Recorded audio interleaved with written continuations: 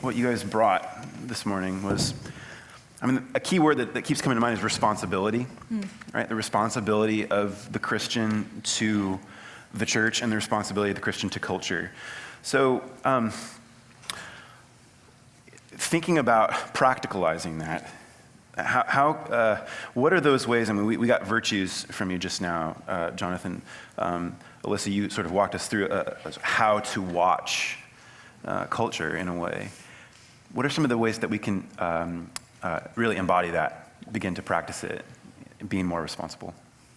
When it comes to experiencing culture, I think for me, a lot of times I get the impression that people think that their engagement with pop culture of any kind is for themselves all the time. This is for me to entertain myself, and Christians in particular talk this way, so why would I do this if I'm not interested in it? And I really strongly believe, actually, that Christians in particular have the responsibility to seek out things that challenge them and to engage with them thoughtfully and then reflect upon them, and to do all three of those things. Is there a reason, specifically that Christians have that? Yeah, I would like it if I thought everyone should do it, but Christians are supposed to be like Christ. That's what we're supposed to be doing. And Christ became a man, so that's pretty radical empathy right there, and then was really radically involved in the things that his culture was doing. He went to parties, he went to weddings, he preached, he went on boats and went fishing. He did all these things, and then he told stories about them, and he talked with his disciples about what they were experiencing. And so I think that if we're seeking to be like Christ, that's one way that we might do that. And it seems like Paul certainly encourages us in that direction too. That means that, that doesn't mean that we have to watch every movie that comes down the pike. Goodness knows I don't. But it does mean that, maybe this is selfish, because this is what I do, but I do think it means that we have to read critics that have interesting different perspectives on things, or talk to our friends about what they're watching, even if we don't. Which is totally fine. There might be really valid reasons to not engage in a work of pop culture, because what we're doing here is trying to do more than just entertain ourselves or kill a few hours on Netflix after work. Yeah. Jonathan, you described the practice of taking another person's perspective, making it your own for a moment, and then arguing its best case. Do you have anything else in mind about the ways that we can be more responsible? Yeah, I think one thing I would add to that is, from my perspective, Christians, the American Christian community, I shouldn't just say Christians sort of monolithic way, but the American Christian community, and in particular the one that I come from, which one I know most about, which is American evangelicals, U.S. evangelicals, they're intentional about a lot of things. They're intentional about the kind of music they listen to, the kind of movies they watch. They at least want to think about it, they engage those things. I think that American Christians are often less intentional, or maybe you could argue unintentional, about the way we form and sustain friendships. Mm-hmm. And yet this, I think, when you read the scriptures, is something that is handled with a distinct intentionality. Mm-hmm. So I think that if we were more intentional with the way that we formed friendships and relationships, it would certainly transform these conversations. You've seen on some of the most important issues we're facing in the church today, you're finding that the way that someone forms friendships and relationships is often shaping the way they actually think about these issues and the way they are speaking about these issues in public. And so, there used to be, I think, if you were to look at American Christianity 30 years ago, when it was far more, in some quarters, separatistic, and you could have Christians could just wear Christian t-shirts and watch Christian movies, which have come roaring back, and listen to Christian music and go to Christian schools and go to Christian colleges, which is, I did that, many of you are doing that, so nothing wrong with that, but you go to Christian churches, and everything was just sort of in these little Christian sort of separatistic communities and subcultures. It was easy for us to form these echo chambers and not really interact with people who are different than us. In the digital age, in the internet age, in a globalized world, it's just almost impossible to do that. Mm-hmm. You can't talk about immigration apart from the undocumented children who are in class with your children. You can't talk about gay and lesbian people as if they're some sort of weird monster or agenda or faceless group out there. They're the people who live next door to you, who actually brought over cookies and said, welcome to the neighborhood. Right. And so how do you deal with that when somebody becomes a face, when they become embodied? And so I think that as Christians, the call to be embodied in our faith calls us to be more intentional about the friendships we make, and I think in turn that helps us to disagree well. Yeah, absolutely. Yeah. So, and Alissa, you read this quote from C.S. Lewis, a quote that I've never heard, and probably, maybe, I hope you guys have heard of it. He brings expression to what you're talking about, I think, Jonathan, that we have this deep desire to see with other eyes, imagine with other imaginations, feel with other hearts, as well as our own. In love, we escape from ourselves into one another.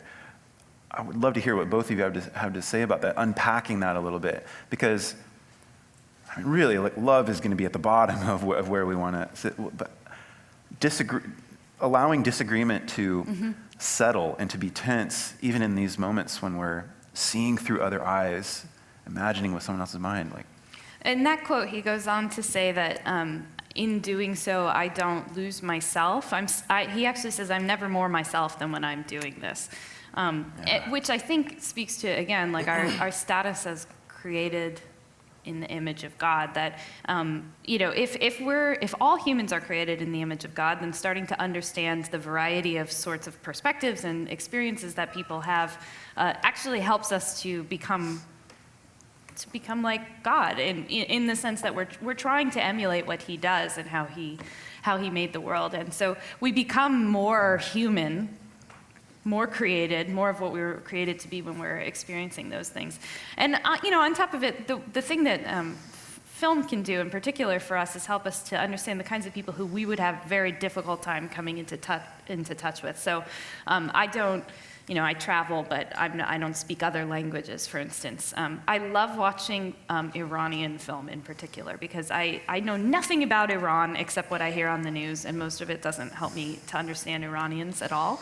But I live in New York City, and I run into people all the time, my cab driver, for instance. And so I can actually have a discussion about a perspective or something I saw in a film that I couldn't have had otherwise, or a culture that's not my own, or these kinds of things come up all the time where I start to see how other people see my culture too, which is something that's a difficult perspective to gain in my everyday life, whether that culture is being an American Christian or whether that culture is being an American or something like that. I'm beginning to understand myself in a new way, as well as understand others that way.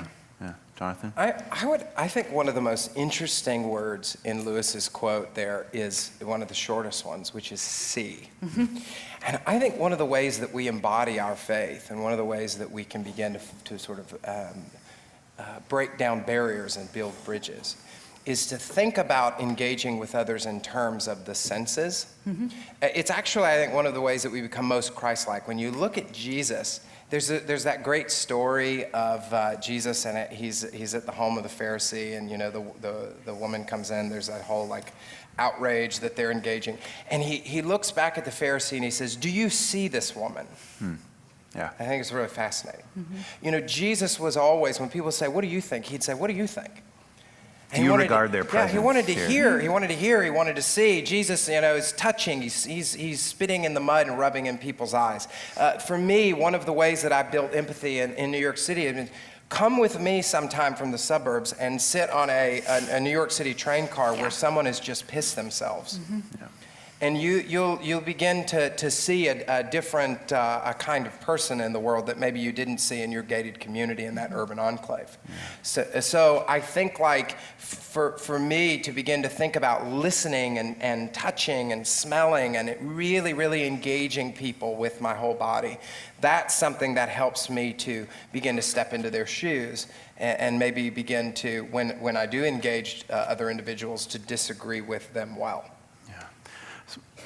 Alissa, you've in thinking about watching film and engaging with it, we've talked in the past about the intellectual virtues that are required for that. And I just wondered if you'd point to something. Jonathan pointed us toward a few, but I wanted to give you a chance to sort of consider what do we need to cultivate in ourselves to be more present.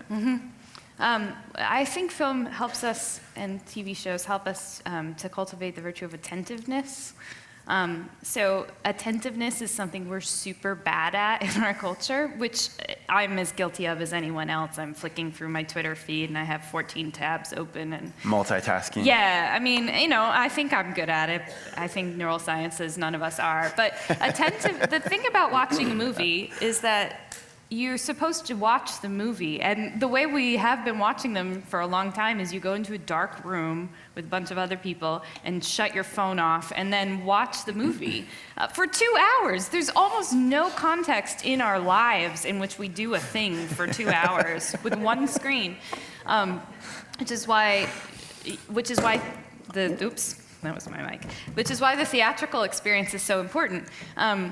So that's one thing it can do. It can also, I think, invite us to become more tenacious, which is something I've written about. I think that encountering ideas and arguments and people who aren't like you or ways of thinking that isn't the one that you hold, as you were saying in your seminary class, you come out perhaps having a better understanding of why you hold the view you do and still being committed to it. I'm firmly committed to orthodoxy and to certain types of tradition, but I think that if you never encounter those other ideas, then when you are confronted with them in the real world, it's very confusing, you get defensive, it's very, I don't know what to do here. And film actually provides us with kind of a training ground to do that. And to boot, it's enjoyable. Like, it's a fun, this is not work. This is like the easiest thing you could possibly be doing to develop a virtue is watch a movie.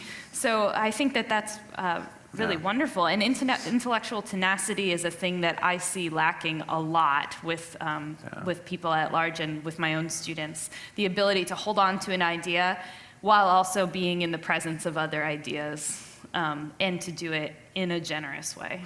Thank you guys so much.